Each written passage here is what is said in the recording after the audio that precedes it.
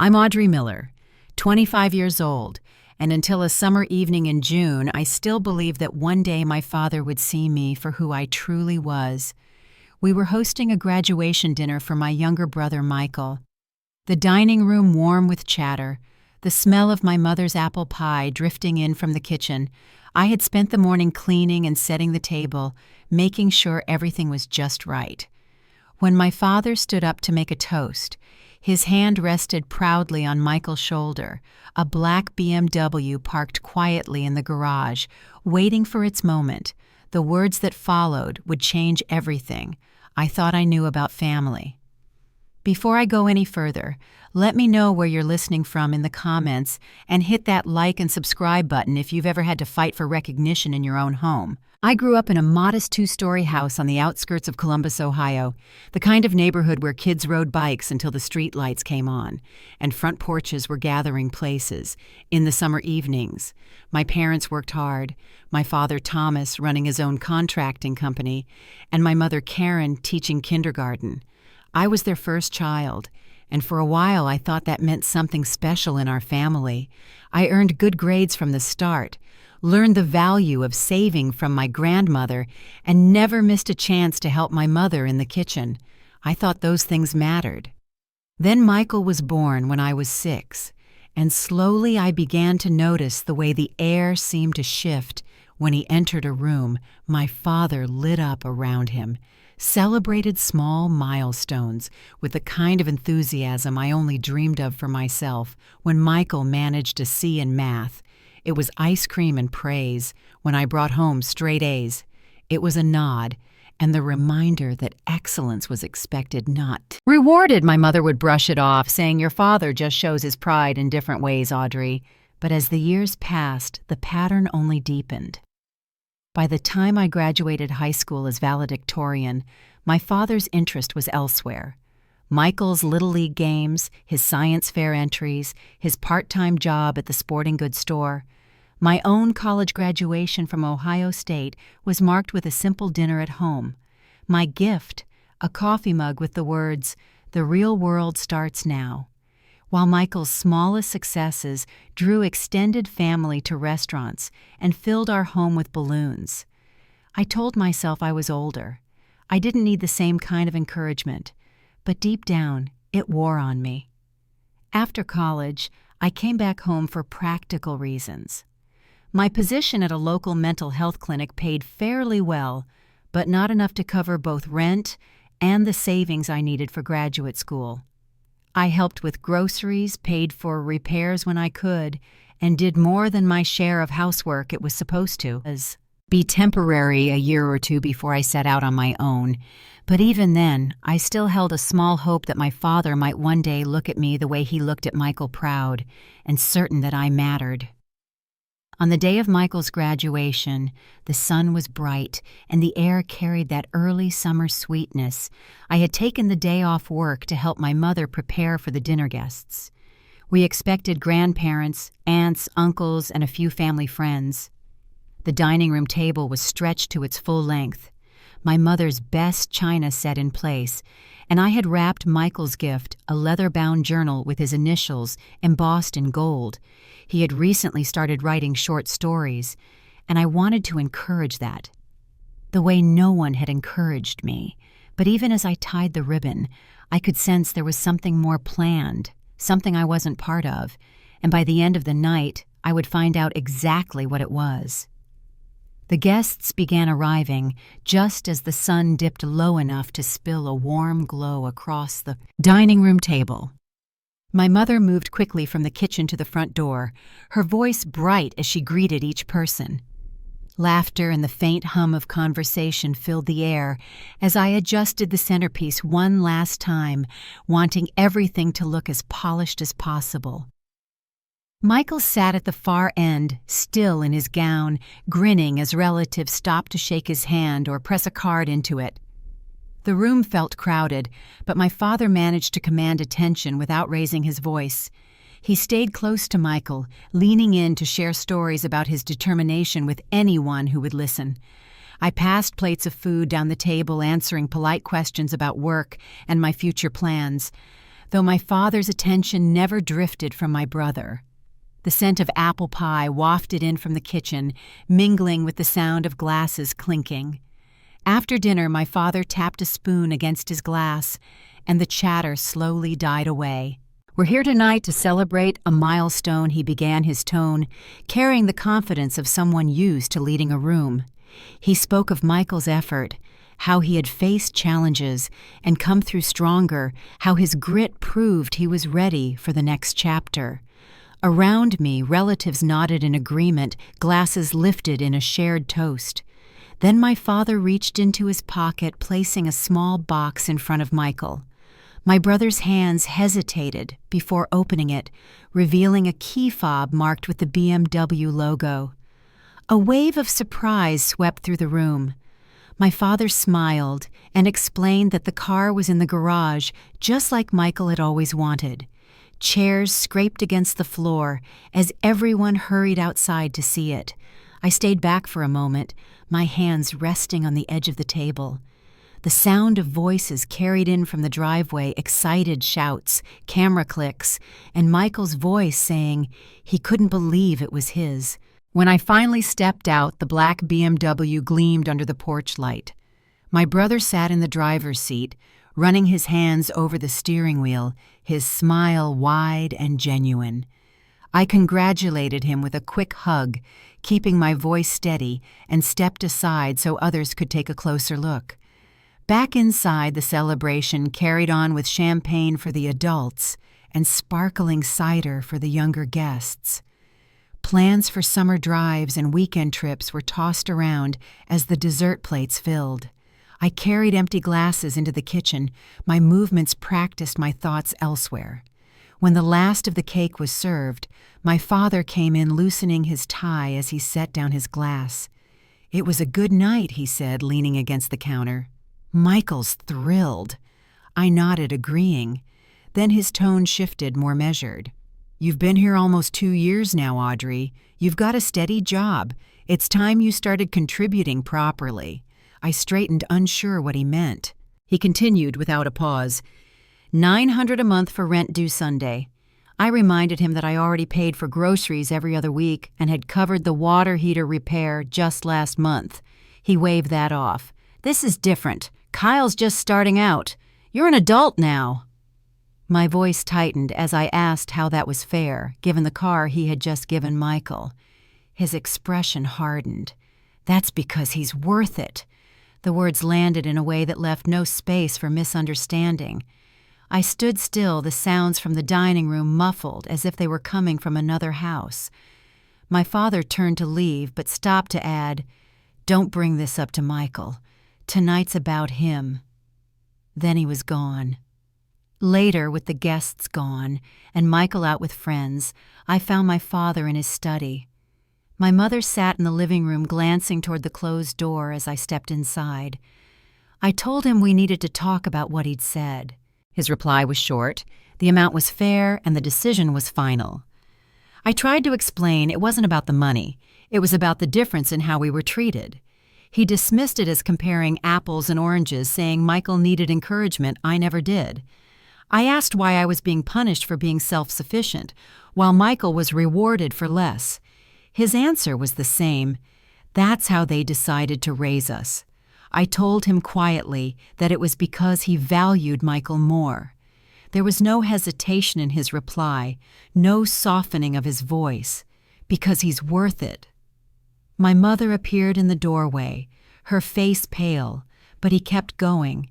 He spoke of Michael's potential to take over the business of his charisma, of the path they saw for him. I pointed out that he'd never offered me the same opportunities. He continued as though he hadn't heard. My mother stepped between us, urging him to stop, but the years of sidestepping this conversation were over for me. I told him I'd spent my life trying to earn his approval only to have my successes treated as expected. I reminded him that this wasn't about Michael, but about how invisible he had made me feel. From outside came the sound of car doors and Michael's voice saying goodbye to his friends. My father's tone grew colder. 900 by Sunday. If that's too much, maybe it's time you found your own place. Something in me shifted at that moment, the weight of years pressing down and then falling away. I told him he was right. It was time. My mother pleaded for us to talk in the morning, but I could see in his face that he meant every word. That night, lying in my room, I replayed his sentence over and over until it became a kind of truth I could no longer live with. By 3 a.m, I had my laptop open, my bank accounts pulled up, and a list of possible apartments on the screen. The decision was made, even if no one else knew it yet. The house was still when I woke the next morning. Sunlight filtered through the blinds in thin lines striping the floor beside my bed. I could hear my mother moving around in the kitchen, the faint rattle of plates, and the low hum of the coffee maker. My father's footsteps passed down the hall firm and unhurried, followed by the creak of the front door. A moment later, the sound of the garage opening carried in from outside. I stayed in my room longer than usual, sitting at the edge of the bed, letting the quiet settle around me. The decision I'd made in the early hours felt solid now, not like an idea to be reconsidered. My laptop still sat open on the desk, from the night before the tabs showing studio apartments I had bookmarked. The numbers in my savings account were enough to start over. I didn't need more convincing. At breakfast, the conversation moved easily between my parents, light and casual, as though the previous night hadn't happened. My father talked about taking Michael to the dealership later to finalize the paperwork for his car, then driving up to the lake for the afternoon. My mother asked if I wanted to come along. I smiled and said I was tired from the night before and planned to stay in. Neither of them pressed me further. When they left, the house grew quiet again, the kind of quiet that made every sound carry. I stood in the kitchen for a moment, looking around at the space I had known all my life. The height marks on the pantry door, the cluttered refrigerator covered with photos and magnets, the little herb garden on the windowsill. There was comfort in those details, but it wasn't enough to make me stay. In my room, I began pulling clothes from the closet and folding them into 2 large suitcases. My work clothes went in first, then casual things, then the winter sweaters I wouldn't need for months. Books were harder to sort through. I picked the ones that meant the most, some for the memories they carried, others because I was in the middle of reading them. The rest would stay behind for now. On a high shelf, I found the box of old school medals and report cards my mother had kept. The valedictorian medal from high school certificates from debate tournaments, and notes from teachers praising my work. I held them for a moment, then set the box aside. Those accomplishments had been important once, but they wouldn't change anything now. By noon, the bed was stripped, the desk cleared, and the shelves half empty. The room already felt less like mine. I called Elaine, my supervisor at the clinic, and told her I needed to take a few personal days. She didn't hesitate to agree, her voice kind as she told me to take the time I needed. Once the suitcases were packed and zipped, I began carrying them to my car, making trip after trip until the trunk and back seat were full. In the kitchen, I found a pad of paper and began writing the note. The first attempt was too sharp, the second too soft, and the third wandered without saying much at all. On the 4th try, the words came together the way I needed them, to clear, direct, and without malice. I placed the folded paper in an envelope and wrote family on the front. With the magnet shaped like the Eiffel Tower, I fixed it to the refrigerator where it couldn't be missed. Then I stood in the entryway for a moment, taking in the familiar sight of the living room with its worn couch and framed photos along the wall. Closing the door behind me, I felt the latch click into place, final but quiet. The air outside was warm, the sky bright. I drove across town to Jennifer's apartment, where she had already cleared a space in her closet and inflated an air mattress in the living room.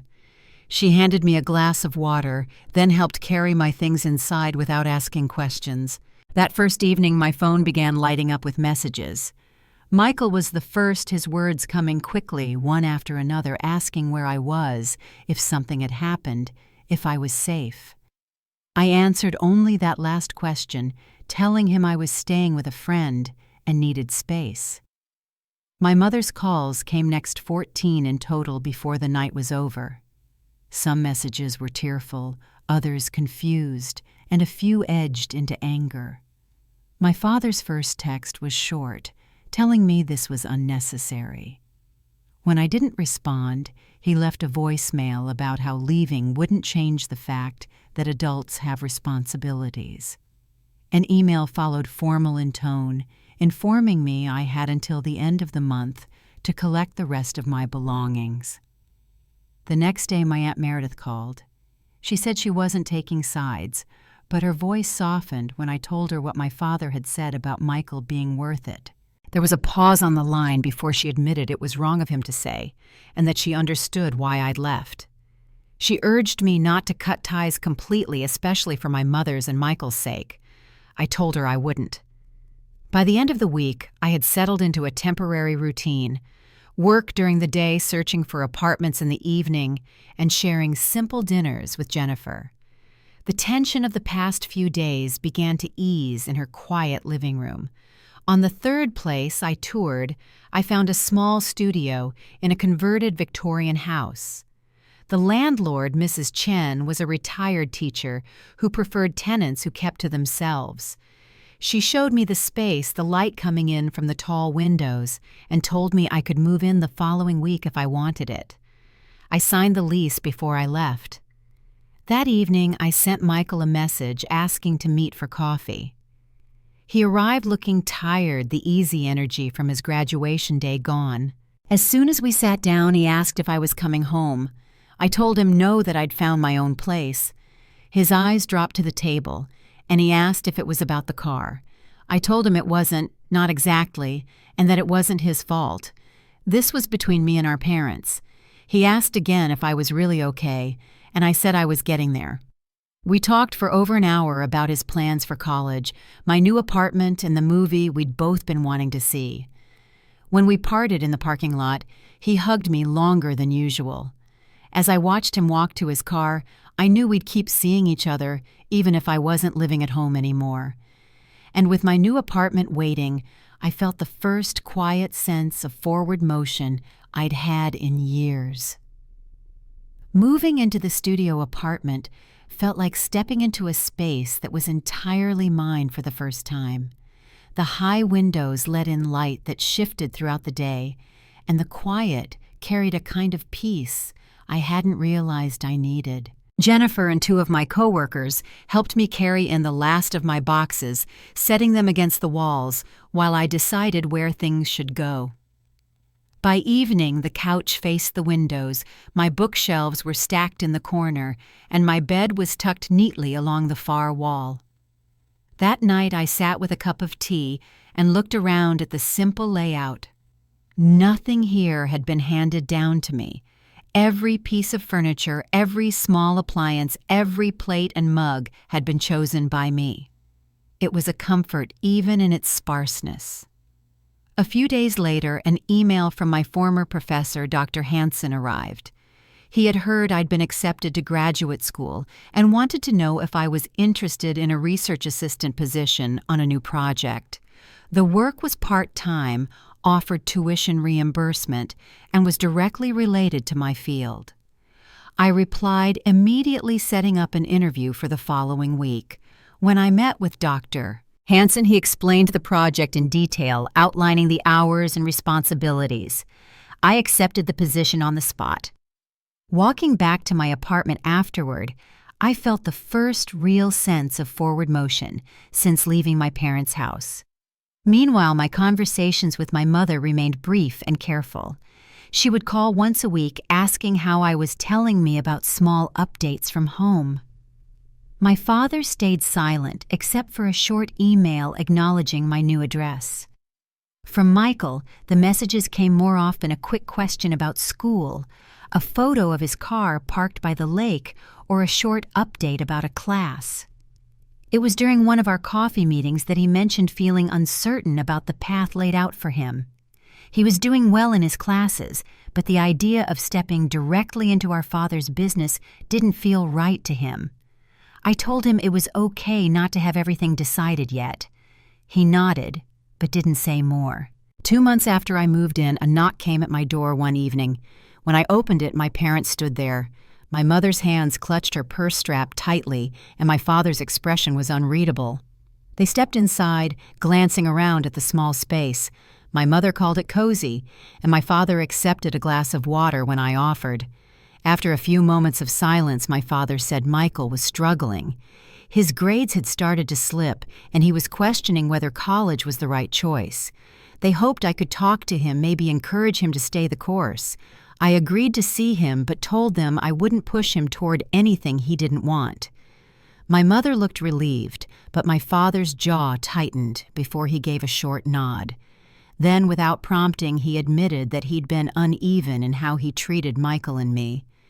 It wasn't an apology, but it was more than I'd heard from him before. I told them I wasn't moving back, but I was willing to rebuild our relationship slowly and with boundaries. When they left, I stood in the quiet of my apartment, the conversation replaying in my mind. There were no promises, no sudden changes, but something had shifted.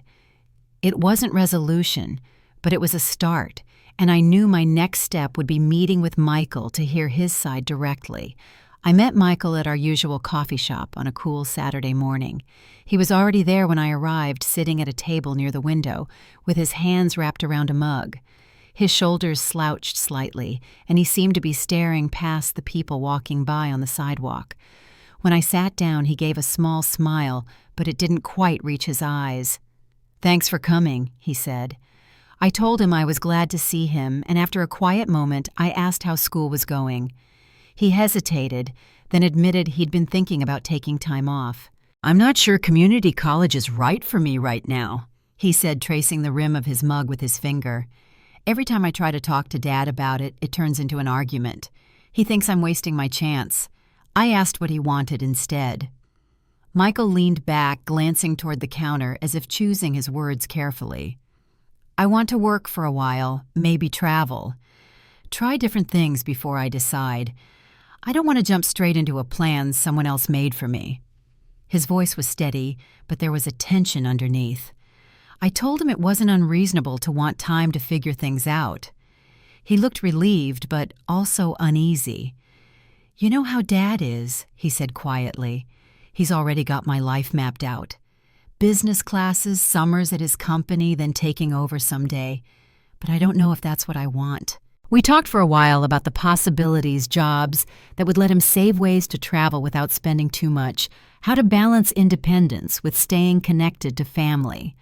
The longer we spoke, the more animated he became, leaning forward, his hands moving as he described ideas.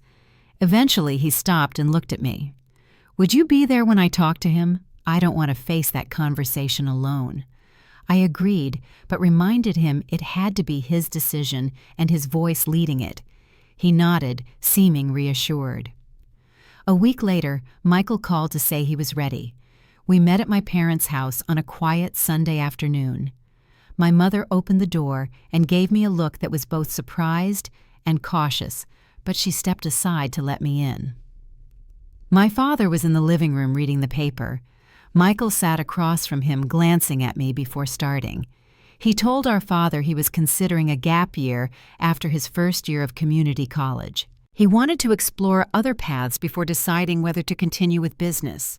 My father's newspaper lowered slowly, and for a moment the room was still. Then his voice came, even but firm. "You have an opportunity in front of you." Stepping away could mean losing momentum. Michael kept his gaze steady. "I understand, but I need to know I'm choosing my path, not just following yours." The conversation went back and forth, the tension rising, then settling again. My mother listened quietly, her eyes moving between them. I stayed silent, unless Michael looked at me for a brief nod of encouragement. In the end, my father agreed to a compromise. Michael would finish his first year, then take a year to explore, with the understanding they'd revisit the discussion after that. When we left, Michael let out a long breath. That went better than I thought he said as we reached his car. I told him he handled it well. His voice was lighter when he said I couldn't have done it without you there. Over the next several weeks, the tension at home seemed to ease. Michael sent me updates about his classes, and I could hear the difference in his voice, less weight, more energy. My mother began calling more often, not just to check in, but to share bits of her own life. We met for lunch every other week, sitting at a small cafe near her school. At first, the conversations were mostly about Michael, but slowly they shifted. She asked about my classes, the research project, even the small things like what I was cooking in my apartment. One afternoon, she admitted she had known my father favored Michael. I told myself it was because you were independent, she said, stirring her tea. But I should have spoken up more. I didn't answer right away, letting her words sit between us. Finally, I told her I appreciated her saying that. She smiled, though it didn't quite hide the regret in her eyes. You're stronger than I ever was, she said softly. My father remained more guarded. We saw each other occasionally, usually when Michael was around, but the tone was different, less dismissive, more measured. He asked a few questions about my work and once sent me a short email congratulating me when a paper I co-authored was accepted for publication. It wasn't much, but it was a step. By the time spring semester ended, I realized the dynamic in our family had shifted, even if only slightly. I had my own space, my own routines, and a voice that felt stronger when I spoke. And I could see Michael beginning to find his as well. The next challenge would be maintaining that balance, staying connected while keeping the boundaries that had allowed all of this to change. Spring passed into summer, and the routines I'd built around my new life began to feel settled. Morning started early with quiet study at my kitchen table, the light coming in through the tall windows, while the city outside was still waking. 3 days a week, I went straight from class to the research lab, splitting my time between reviewing case files and helping with data entry. It was steady work, and I liked the rhythm of it. Michael called one evening in late June. He'd finished his first summer class and wanted to meet at the park near my apartment. When I arrived, he was sitting on the bench by the pond, tossing bits of bread to the ducks. "I've been thinking a lot," he said as I sat down. "Dad hasn't said much since our talk, but I can tell he's not thrilled about the gap year." His tone was even, but his shoulders were tight. We walked along the path, the crunch of gravel under our shoes, filling the space between words. Michael spoke about wanting to use the year to travel, maybe even work in another state. "I just want to make sure I don't fall back into doing what's easy," he said. I told him that planning ahead was smart, but so was leaving room for opportunities he couldn't predict yet. A few days later, my mother called to invite me for Sunday dinner. It had been months since I'd sat at their table. When I arrived, the house felt the same, the smell of roast chicken in the air, the faint sound of the television in the background. But the way my parents greeted me was different. My mother's hug lingered, and my father's handshake was replaced with a quiet, "Good to see you." Dinner conversations stayed on safe topics. Michael's classes, my research work, the garden out back. Then my father mentioned he'd been talking to a colleague about mental health services in the construction industry. He said there's a real need for it, my father said, looking in my direction. I nodded, sensing it was as close as he could come to asking about my work without discomfort. After we cleared the table, my mother pulled me aside in the kitchen. "He's trying," she said quietly, glancing toward the living room where my father and Michael were talking. "It may not look like much, but it's effort." I told her I'd noticed and that it mattered. Later that week, Michael stopped by my apartment on his way home from class. He dropped into the armchair and looked around before saying, "I like it here. It feels peaceful." We made tea, and he told me more about his ideas for the next year internships, volunteer work, maybe a short course in a completely different field.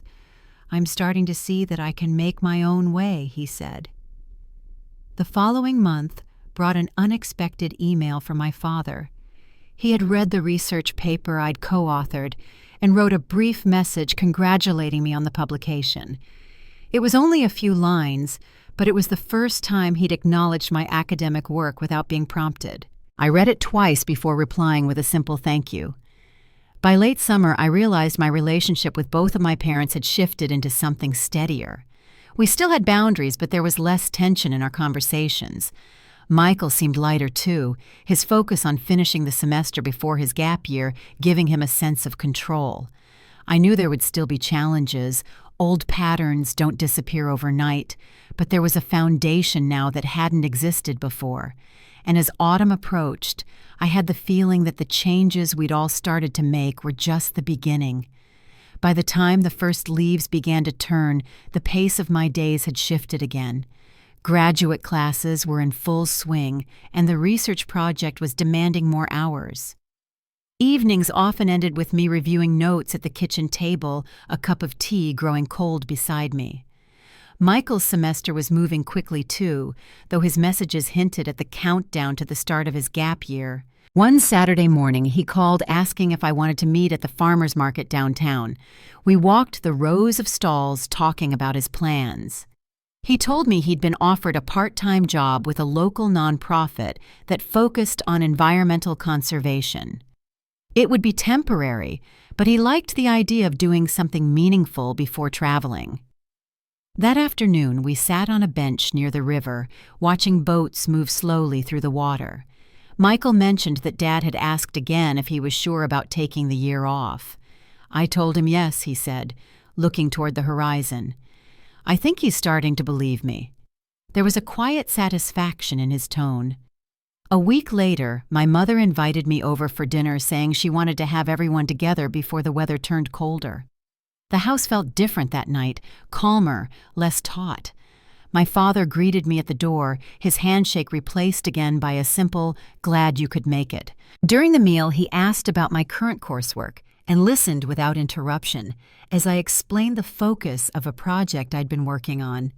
When I finished, he nodded thoughtfully. "Sounds like important work," he said, his voice even. It wasn't effusive, but it was genuine. After dessert, my mother and I washed dishes while Michael and my father talked in the living room. She dried a plate and set it on the counter before saying quietly, "I can see the difference. He's learning even if it's slow." I glanced toward the doorway where I could hear the low murmur of their voices. "So are we," I said. In early November, I hosted a small dinner in my apartment for the first time. Jennifer came along with a couple of friends from school. I invited my parents and Michael, unsure if they would accept. They did, arriving with a pie and a bouquet of autumn flowers. The space was crowded but warm, the table pulled close to the window, and conversation flowed easily. At one point, I caught my father in conversation with Dr. Hansen, who had stopped by after class. They spoke about the challenges of balancing mental health awareness in workplaces like his. It was strange in a good way to see them talking without any undercurrent of tension. When the evening wound down and the guests began to leave, my father paused in the doorway. "You've made yourself a good place here," he said. "It suits you." I thanked him, and as they stepped into the hallway, I realized it was the first time I'd felt fully at ease with them in my own space. The air outside had the first bite of winter in it, and I stood by the window for a long time after the door closed, watching the tail lights disappear down the street. Things weren't perfect, they might never be, but we had reached a point where the distance between us no longer felt like a wall. And that, I thought, was worth holding on to. Winter came early that year, laying a thin frost over the sidewalks and rooftops. I noticed it one morning while walking to class, my breath curling in the air. Life had settled into something steadier, quieter. The hard edges of past months felt worn down, not gone, but no longer cutting every step I took. Michael had started his job at the nonprofit, his days full of work that kept him outdoors even in the cold. We still met often, sharing meals or walking along the river. There was an ease between us now, shaped by the simple act of showing up for one another. My parents came to one of my final presentations for the semester. I didn't expect them to stay long afterward, but they joined me and a few classmates for coffee. I watched my father listen to one of my peers talk about her own research, nodding and asking questions. It struck me how different that moment felt from a year ago. No tension, no guarded glances, just quiet interest. Later that week, we all gathered at my parents' house for an early holiday dinner. The table was warm with the smell of roast chicken and cinnamon. Conversation moved easily from Michael's work to my plans for next semester. At one point, my father set down his fork, looked across the table and said, "You've done well, both of you." The words weren't grand, but they carried a weight I hadn't realized I was waiting to hear. After the meal, I stepped outside for a moment, the cold air sharp against my cheeks. Inside, I could still hear their voices softer now, overlapping with laughter. It wasn't the perfect ending to every hurt, but it was a beginning that felt real. I've learned that sometimes justice isn't about big victories or dramatic turnarounds. Sometimes it's about small changes that last a softer tone, an open seat at the table, a willingness to listen without rushing to speak. If you've ever stood in the quiet after a long season of struggle, wondering if it was worth it, I can tell you it is. Hold on to the small shifts. They matter more than you think. And if this story has touched you, I hope you'll share it with someone who might need to hear it too.